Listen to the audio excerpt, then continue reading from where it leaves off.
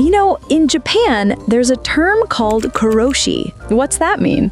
It literally means death by overwork. No, seriously, in Japan, people work so hard that they can actually die from sitting at their desk too long. It's like the motto is, in Japan, first you work, and then if you have time, you breathe. In most countries, if you're still at the office at 9 at night, your boss might say, "Go home, are you sick or something?" But in Japan, if you leave at 9 at night, your coworkers might ask, "Whoa, leaving so soon? Is something wrong?" In the Japanese mindset, not working is a kind of disrespect to the team. If you take a day off, it's like you're stabbing the boss in the heart with a knife. So, in short, in Japan, you don't really live, you work. Life, that's what weekends are for, and that's only if a sudden emergency meeting doesn't cancel it.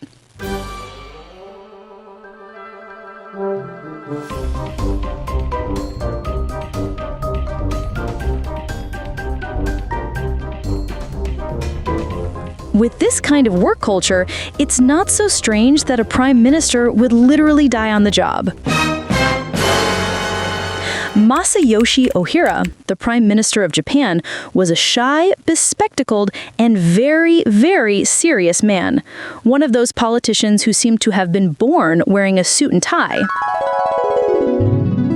Masayoshi Ōhira was born into a farming family, but he went on to study economics.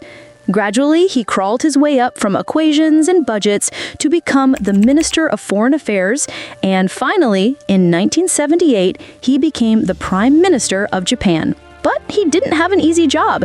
There was the oil crisis, inflation, and internal party conflicts. The public eventually said, "This guy doesn't know how to run the country." The parliament gave him a huge thumbs down and slapped him with a vote of no confidence. In the middle of the intense political tensions of 1980, politics told him either fight or die. Like a true political samurai, Ōhira responded, "Why choose? I'll do both." Our samurai gave the order, "Let's go for an early election." But extreme exhaustion, mental stress, and constant travel took their toll. On May 31st, 1980, Ōhira was hospitalized due to severe exhaustion, and less than 2 weeks later, on June 12th, he passed away from a heart attack at the age of 70.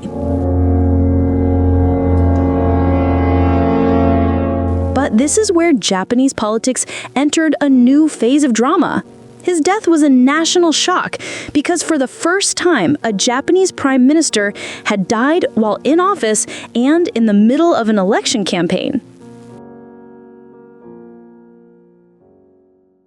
Well, the first lesson from this story, especially for my coworkers at the Icarus channel who sometimes slack off, and for all of you who don't hit the like button, is that in Japan, if you work too hard, you might die from exhaustion. Japan. As I was saying, when the Japanese people saw that their prime minister had kicked the bucket from all the stress, they said it would be cruel to vote for the rival party. Interestingly, the wave of public sympathy following his death led to his party's decisive victory in the election. Ōhira's story is a reminder. In politics, pressure can be deadly. In Japan, even dying can be an election strategy. Our world is full of amazing and sometimes incredible stories. If you found this video interesting, please like it and share it with your friends. And if you're not yet a member of the Icarus channel, be sure to subscribe and hit the bell so you don't miss our next fascinating scientific videos. Be sure to write your comments and questions in the comment section.